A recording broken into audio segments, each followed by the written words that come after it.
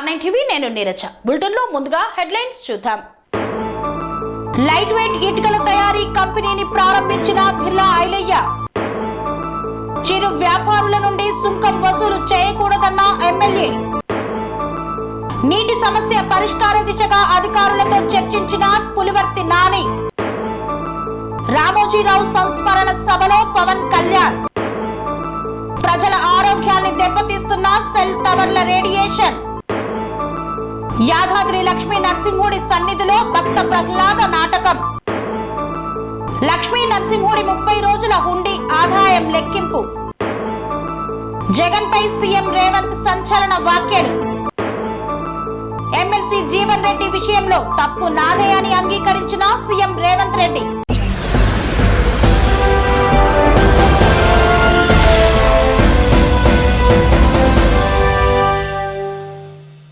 JPR light weight ఇటుకల కంపెనీని ప్రారంభించిన ప్రభుత్వ విప్ ఆలేరు శాసనసభ్యులు బిర్లా ఐలయ్య. యాదాద్రి భువనగిరి జిల్లా తుర్కపల్లి మండలం రూస్తాపూర్ గ్రామంలో జేపీఆర్ లైట్ వెయిట్ ఇటుకల తయారీ కంపెనీని ప్రభుత్వ whip Aleru MLA Birla Ailaiah ribbon cut చేసి ప్రారంభించారు. ఈ సందర్భంగా కంపెనీ యాజమానులు ఎమ్మెల్యే బిర్లా ఐలయ్యకి ఘన స్వాగతం పలికారు. కంపెనీని ప్రారంభించిన తర్వాత కంపెనీలో ఇటుకల తయారీ విధానాన్ని పరిశీలించారు.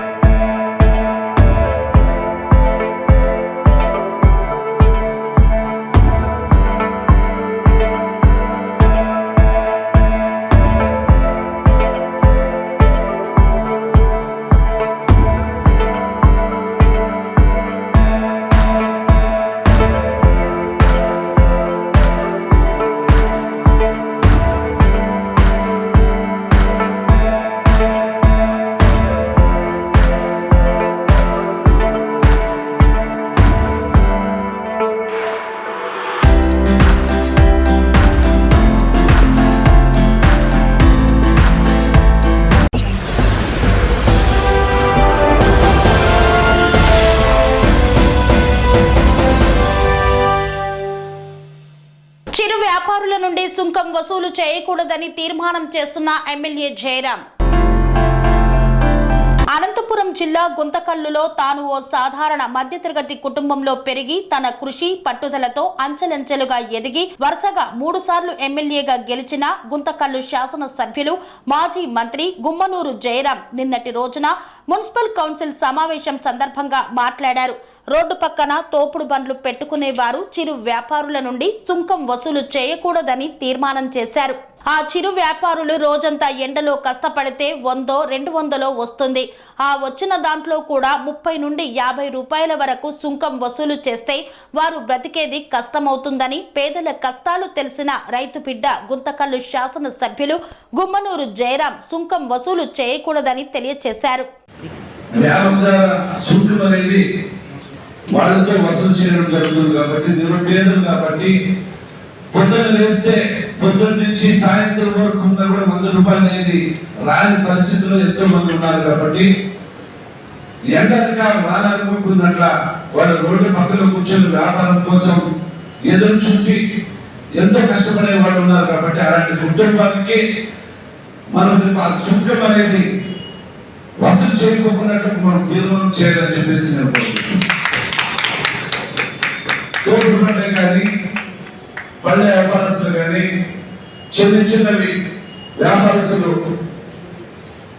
గుడ్డంలో పెట్టుకునే వాళ్ళు కానీ వారి దగ్గర చుట్టూ అసలుకి వసూలు చేయకోకున్నట్టు మనం తీర్మానం చేయాలని చెప్పి నేను కోరుకుంటున్నాను.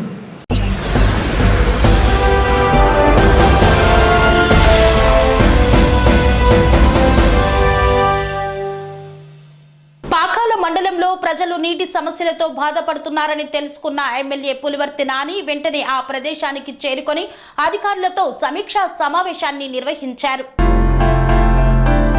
తిరుపతి జిల్లా చంద్రగిరి నియోజకవర్గం పాకాల మండలంలో ప్రజలు నీటి సమస్యతో ఇబ్బంది పడుతున్నట్లు సమాచారం అందుకున్న చంద్రగిరి ఎమ్మెల్యే పులివర్తి నాని పాకాలకు చేరుకొని అధికారులతో సమీక్ష సమావేశం నిర్వహించారు.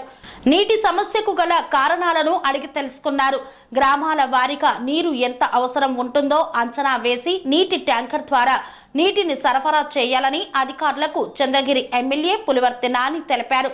గత ప్రభుత్వ పాలన వైఫల్యాలను వదిలేసి దీర్ఘకాలిక సమస్యల పరిష్కారానికి కృషి చేయాలని అధికారులకు తెలిపారు. 3 నెలల్లో శాశ్వత పరిష్కారం చూపుతానని అధికారులకు తెలియజేశారు. అవసరం ఉన్న చోట బోర్లు, పైపు లైన్లు వంటి పనులను అంచనా వేసి తెలపాలని ఎమ్మెల్యే కోరారు. అంతేకాకుండా రానున్నది వర్షాకాలం కాబట్టి విష జ్వరాలు వ్యాపించకుండా పలు సూచనలను, జాగ్రత్తలను పాటించాలని కోరారు. పరిసర ప్రాంతాలలో వ్యర్థాలను శుభ్రపరిచి బ్లీచింగ్ చల్లడం, స్టోరేజ్ ట్యాంక్ క్లీనింగ్, కాలువలు శుభ్రపరచుట, దోమల నివారణకు చర్యలు తీసుకోవాలన్నారు.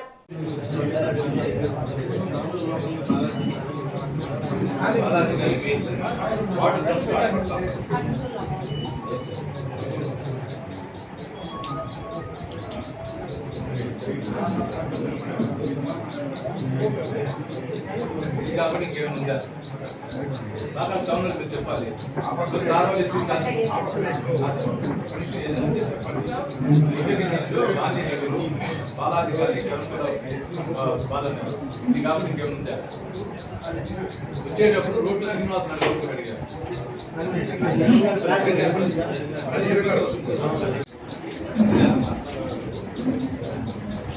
ఈ సమస్య మీరు నాకు ఇన్ఫర్మేషన్ ఇచ్చారు. పేపర్ రాక ముందు ఇది మా జరుగుతా ఉంది. 24 గంటల ప్రజల కోసం నా కొడుకు, నా భార్య సంపాదిస్తాను లేదా ప్రజల కోసం నాకు ఏం జరుగుతా ఉంది, ఏమేమి ప్రాబ్లమ్స్ అనేది సెక్రటరీ కానీ మీరు నా దృష్టి కావాలి. పేపర్ రాకముందు మీరు ఇస్తే నేనేం ప్రజా సమస్య కలెక్టర్ గారు పెట్టుకోవాలా, మంత్రి గారు పెట్టుకోవాలి, దాన్ని చేస్తాను.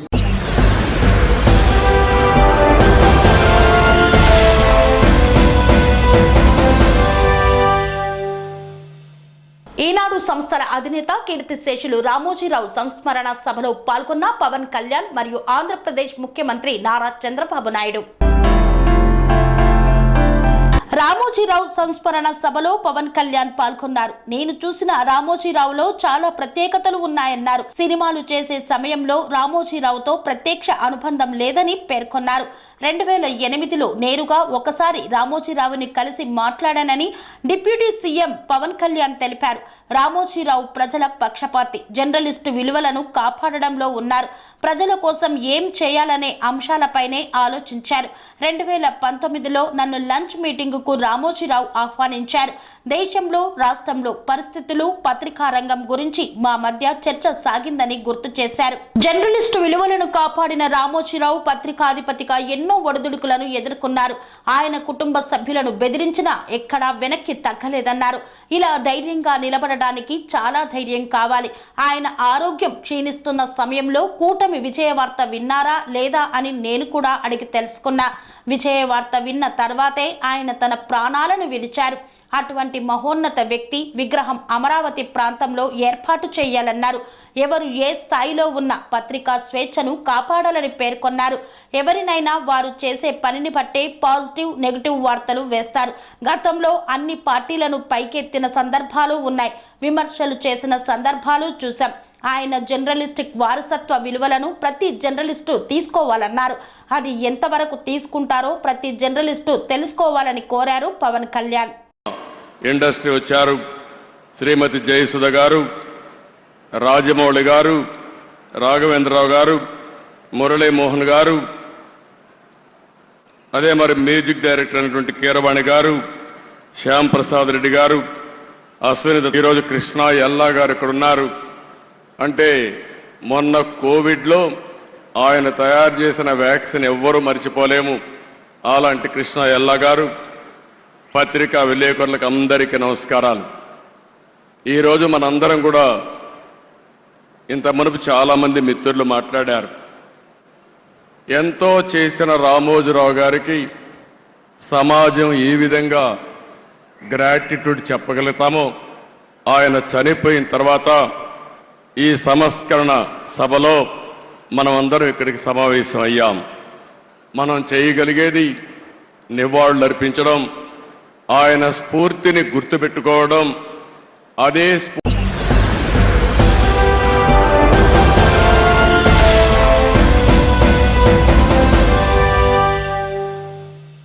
సెల్ టవర్ల ద్వారా ప్రజల ప్రాణాలతో చెలగాటం ఆడుతున్నారు. సెల్ టవర్ల రేడియేషన్ ఆరోగ్యాన్ని దెబ్బతీస్తుందని కాలనీవాసులు ఆందోళన వ్యక్తం చేశారు.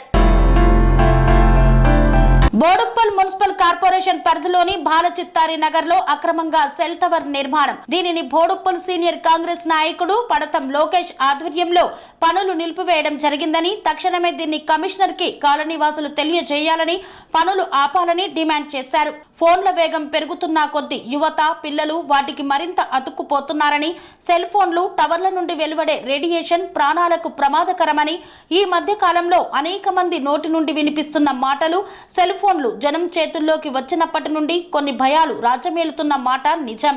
సెల్ టవర్ల రేడియేషన్ వల్ల చర్మ సమస్యలు వస్తాయని, క్యాన్సర్ కూడా వస్తుందనే ప్రచారం కూడా జరుగుతోంది.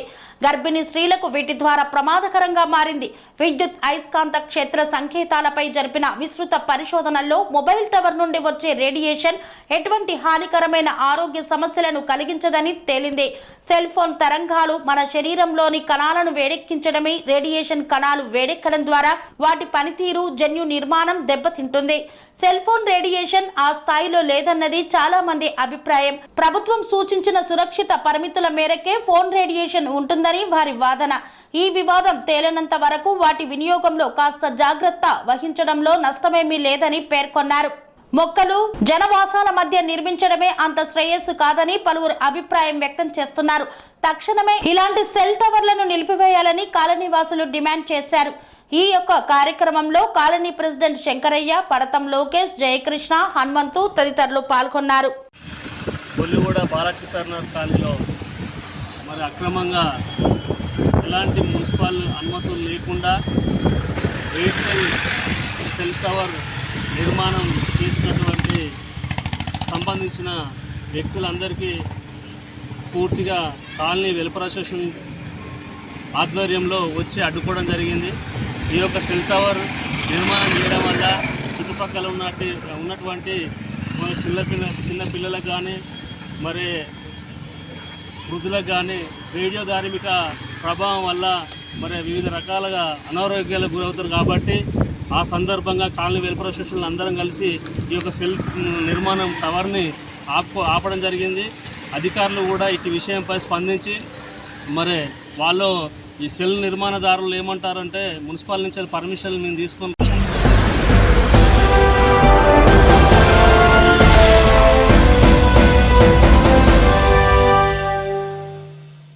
వార్తల్లో చిన్న విరామం. అనురాగానికి అమ్మ ఆదర్శం, ఆరోగ్యానికి Shri Sai homeo stores and clinic. అనుభవం, అర్హత, అంకిత భావం కల డాక్టర్లచే చికిత్స.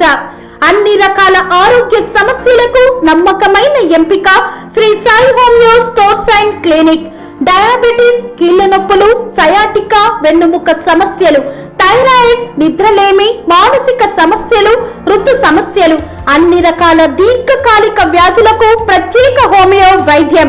అందరికీ అందుబాటులో అంతర్జాతీయ హోమియో వైద్యం Shri Sai homeo stores and clinic. మీ ఆరోగ్య సమస్య ఏదైనా ఇప్పుడు పరిష్కారం సాధ్యం. సైడ్ ఎఫెక్ట్ లేని వైద్యంతో సంపూర్ణ ఆరోగ్యం కొరకు సంప్రదించండి Shri Sai homeo clinic and stores, Bhavani Nagar, Ambedkar Nagar road, old Alwal, Secunderabad. సంప్రదించాల్సిన ఫోన్ నంబర్స్ 9000751751 మరియు 9000422525. తిరిగి వార్తలకు స్వాగతం.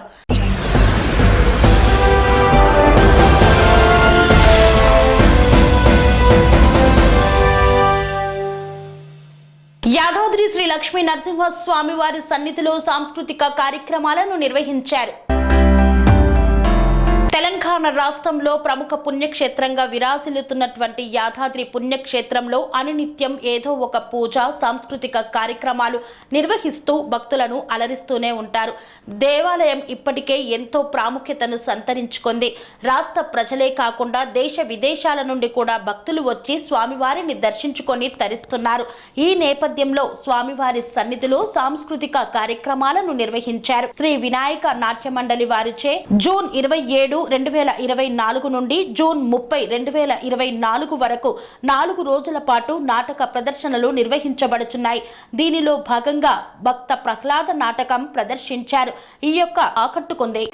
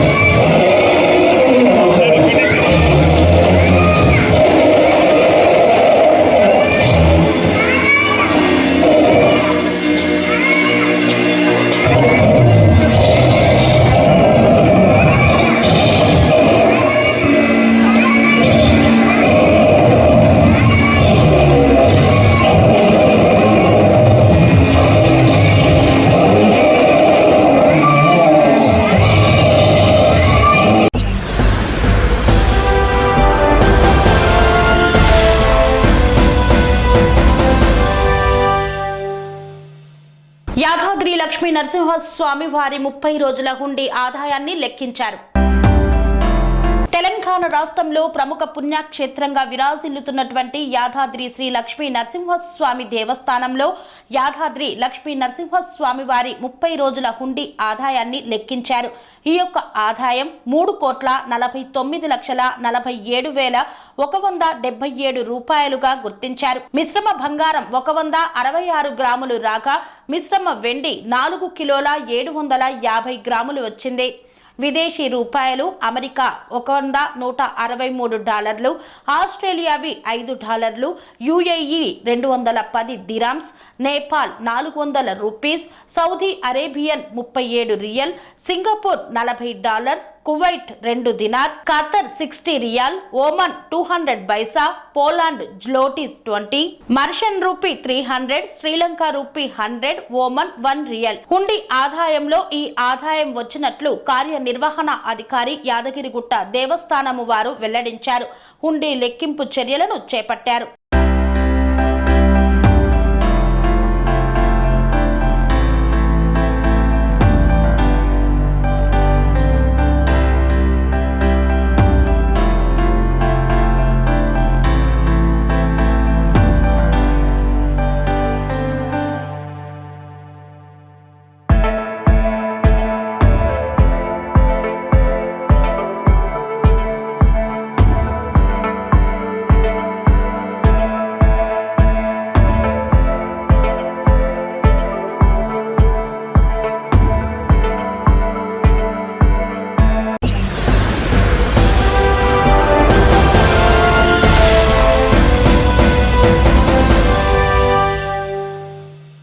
తెలంగాణ రాష్ట్ర ముఖ్యమంత్రి రేవంత్ రెడ్డి ఏపీ మాజీ ముఖ్యమంత్రి జగన్ పై సంచలన వ్యాఖ్యలు చేశారు.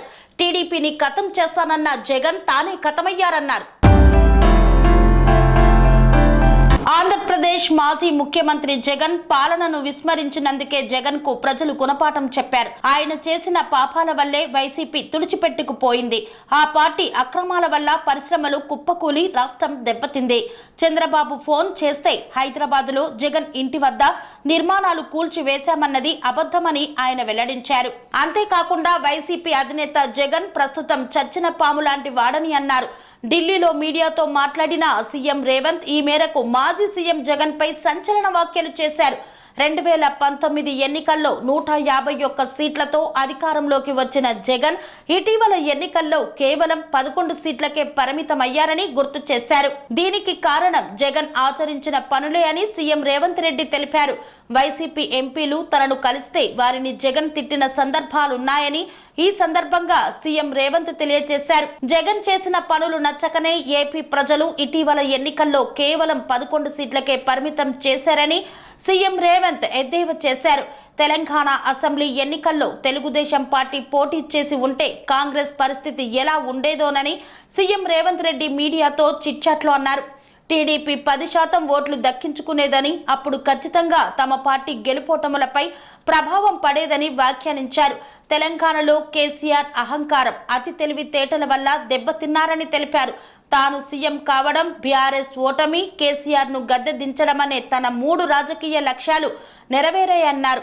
తెలంగాణ ప్రజలకు మంచి చేయడం కోసమే కాంగ్రెస్ పార్టీ కష్టపడుతుందని రేవంత్ తెలిపారు.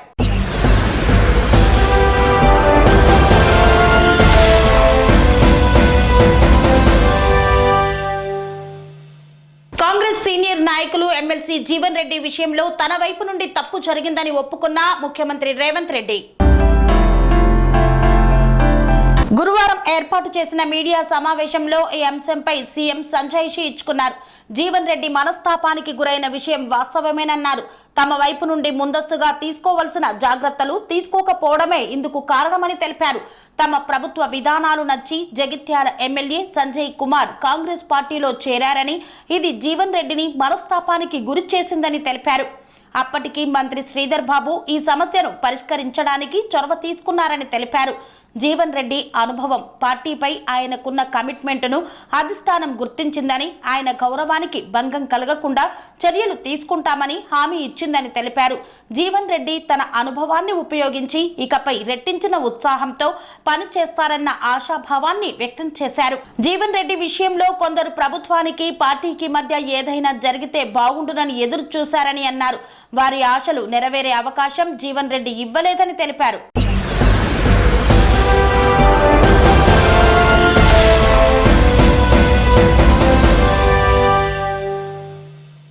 ఇంతటితో వార్తలు సమాప్తం. మరిన్ని అప్డేట్స్ కోసం చూస్తూనే ఉండండి TR9 టీవీ.